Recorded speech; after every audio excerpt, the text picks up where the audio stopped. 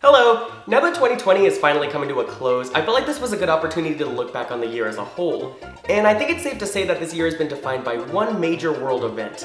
A majority of the population staying at home because we just couldn't get enough Animal Crossing. Animal Crossing New Horizons, easily my least favorite game of the year. It's no secret that I have a love-hate relationship with this series. I love how casual it is, I enjoy checking up on my town every morning and having a friendly chat with Tangy, but I really hate a lot of the little things.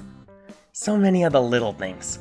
I won't bother getting into that stuff today though, I don't want this video to be 2 hours long. Instead, what with the year coming to a close and all, I thought it'd be fun to reflect on this series just a little bit. I'm not going to dig too deep into the development side of things, or the weird history stuff like the first game being released on the N64 in Japan and then on the GameCube here in North America. And then later on the GameCube in Japan. It's a mess and I honestly don't fully get all of that anyway. Instead, I'm going to be focusing on one major aspect of these games that I feel has dramatically changed between the series' inception and today. They got rid of all the assholes! Let's travel back in time. Without getting too into it, the series began as Animal Forest, released on April 14, 2001, exclusively in Japan for the Nintendo 64, and Nintendo later tore down the forest when they brought it to the States on September 16, 2002, forcing them to give the series the new moniker of Animal Crossing that we know it as today. The game was quite successful right out of the gate, ending up being the 6th best-selling GameCube game when everything was said and done, and what can I say, it's just pure Animal Crossing, no fluff, no nonsense. Simple, charming, tedious Animal Crossing. It was all firmly established in this game. But despite undoubtedly being an Animal Crossing game, with all of the familiar faces such as Tom Nook, the Able sisters, and everybody's favorite, Farley the Gnome, looking back at it, you can really see just how weird this entry was. This was a strange, almost gross experience, and believe it or not, I really don't mean that in a bad way. Sure, like all Animal Crossing games, part of the fun was the customization, doing things such as planting flowers and designing your dream house and whatnot. But this game was so inherently limited, and those limitations seem to give the experience a bit of an edge that has slowly disappeared with each new entry. And what do I mean by edge exactly?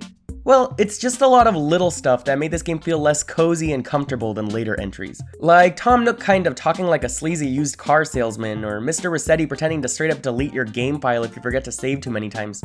And of course, the mean villagers. I really like these aspects of this game.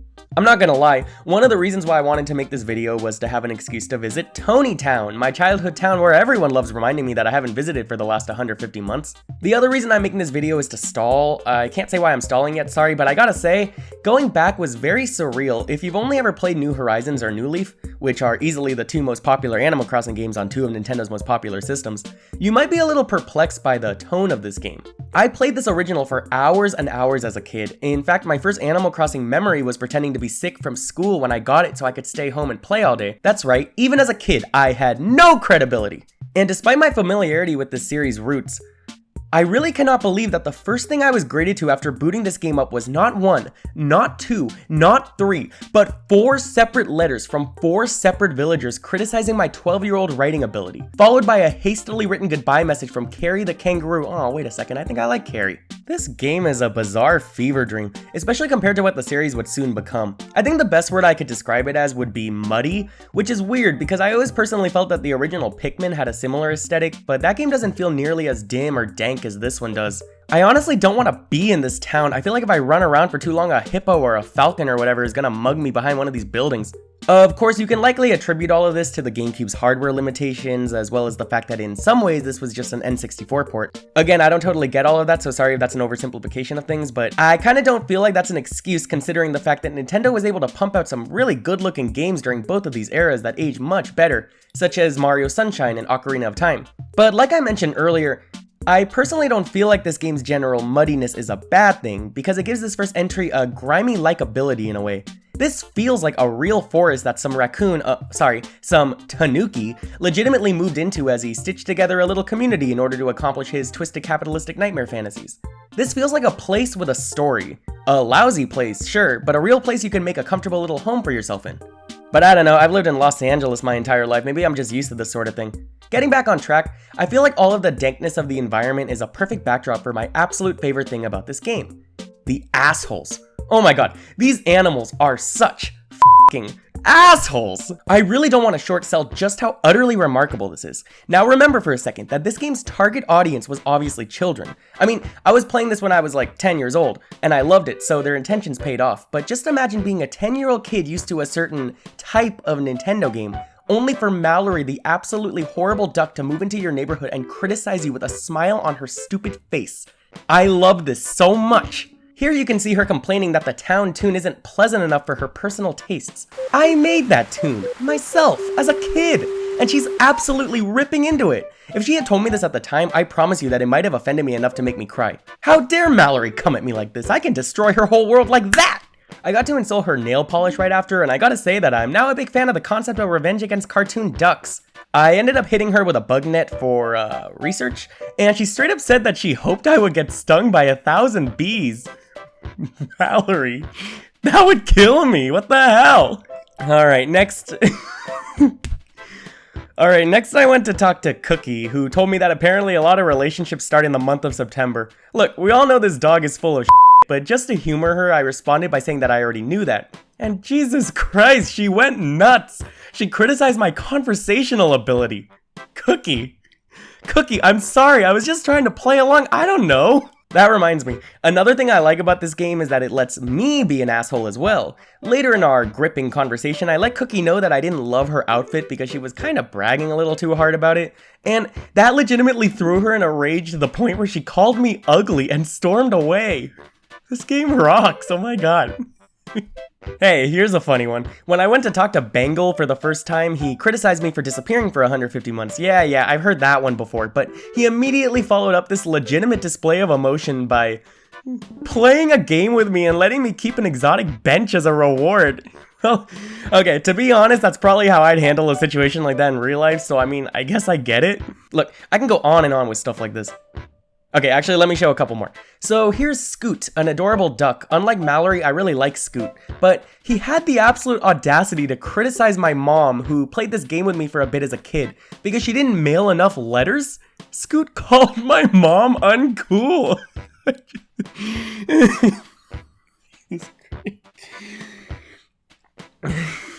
Okay, here's one more. This is another example of me being the asshole, but I wasn't even trying this time. Belle was over here telling me that there's an ancient fish that you can catch around here. Obviously, she was referring to a coelacanth, which I never caught in the original Animal Crossing actually, but just for kicks, I told her that I had. And she responded by getting so jealous that she got depressed and upset at me, all for catching a fish she couldn't catch. I actually wanted to reach into the TV and tell her I was just messing around. I made this cow cry. Belle, I'm sorry. I really could go on and on about these schmucks, but I'm gonna stop here. There's also some stuff I didn't experience myself, but other players have complained about, such as the fact that apparently villagers can reach into your pockets and steal your stuff and even your money when you're talking to them. That's rad, I'm gonna try that one out in real life. Or what about the fact that a central mechanic of this game is asking villagers for tasks to do for them? Like, whenever you talk to a villager, one of the 3 default options is, hey, give me work. And let me tell you, these villagers will put you to work. So for that reason, I didn't offer my services to anybody. I am not your f***ing mule, Mallory. But we can't stay here all day, so let's move on and see how this wonderful aspect of the original game changed with the sequels. With Animal Crossing Wild World on the Nintendo DS, to be honest, that game was very similar to the original, even featuring the same dank aesthetic. And according to my elaborate research, the mean villagers did stay pretty mean in that game, thank God. Funny enough, I actually still own Wild World. It's one of the few DS games I didn't sell to GameStop as a dumb, stupid kid. And my only memory of this one is that I thought it was pretty much just the same game again on a handheld this time, so it keeping the same exact villager personalities would make sense. Moving on, Animal Crossing City Folk featuring the WiiSpeak USB microphone released next on the Wii, and this is when I believe that the series really started moving in a more sterilized direction. You can see the art becoming a lot smoother and cleaner in this outing, which is an objectively good thing, and although this was essentially just another Wild World, which was itself just another original Animal Crossing, this is when the mean characters started being less unbelievable bastards and more kinda just grumpy, and that's it. I don't have a lot of memories with this one either, honestly. The series was definitely starting to hit a point of familiarity and all of the entries were blending together in my mind. That is until Animal Crossing New Leaf came out. New Leaf was huge for the 3DS. It introduced Isabelle. Isabelle! The fact that Isabelle made it into Smash before Tom Nook should help you understand just how big of a deal this one was. While it was fundamentally just more Animal Crossing, the simple change of making you the mayor of your town did wonders to the overall experience. This game was definitely the first time I got really hooked on an Animal Crossing since the original. I sunk so many hours into this one, but then I had to restore my 3DS recently and now it's gone. It's all gone. But yeah, while my town might be gone, I can confidently state that there are exactly 0 asshole villagers in this one. This game is so pleasant, so comfortable, so good. But by the time this one released, it seemed like we were in a new phase of Animal Crossing, what with how similar the last 3 were, but with the tone beginning to change a bit in City Folk. The meanest villagers in this game will just call you too loud or something, I don't know. Snooty characters in this game were no longer bitter and rude like Mallory, they were just kind of stuck up. And grumpy villagers, instead of being absolute pricks, are just kind of tired all the time. I don't know. I think grumpy characters are supposed to be old men now, which is bizarre because most of them look just like everybody else. These changes aren't bad, by the way, but they really became a thing here, and they directly led to the release of New Horizons. Like I said earlier, New Horizons was the big defining event of 2020. Do not fact check me on this. This game is an absolute monster. The fact that it outsold Pokemon despite being out for several months less was when I knew that this game would eat me alive if it were able to. And I think objectively this is the best game in the series, but I really don't know.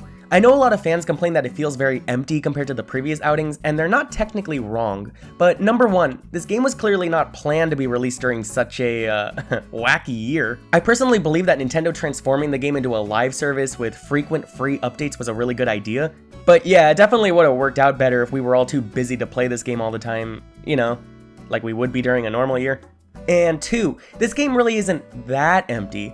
Think about how much replayability terraforming adds to the experience, as well as the game being more customizable in general. We can actually fully change how we look, we can give ourselves eyebrows, we can place our furniture outside now. I'll gladly take all of that over the original's wishing fountain. So while I completely understand what people mean when they say that this game is lacking in content, I don't fully agree. My complaints on the other hand are all about the overall experience.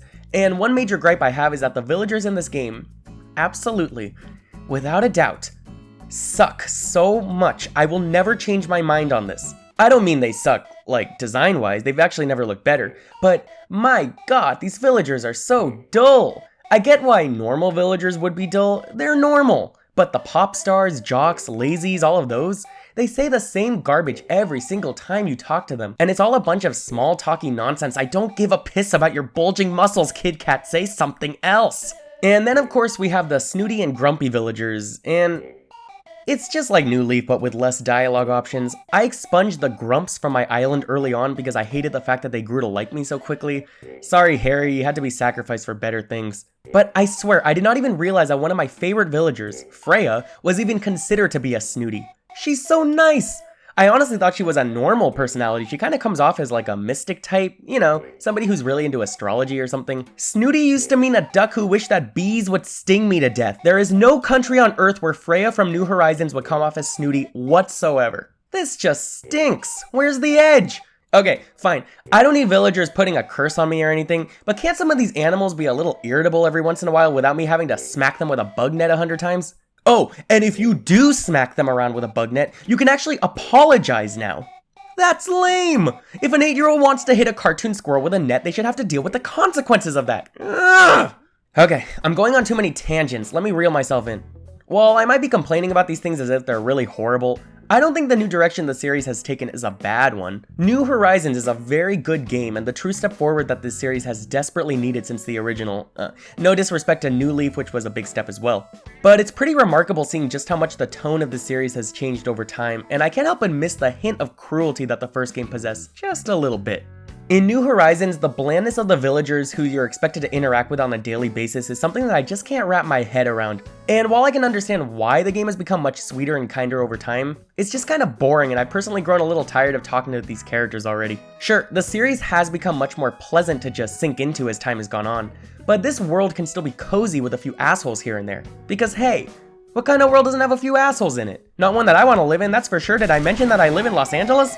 But that's enough stalling for today. Look, at the end of the day, Animal Crossing is still a really great series, but Given the fact that New Horizons has 397 unique villagers all sharing the same 7 bland, forgettable personality types, makes me hope that in the future, Nintendo will consider adding more unique ones. Like, I was thinking maybe a maniacal Mr. Burns businessman type, or a pipsqueak loser, or, hey, just some mean villagers like the first 2 games had. And to be fully honest, if Nintendo never does that, I might finally have to make my 2-hour-long video where all I do is scream about my stupid small little grievances with this game! And nobody will want to watch that. Trust me. Thank you for watching, and may the assholes live on.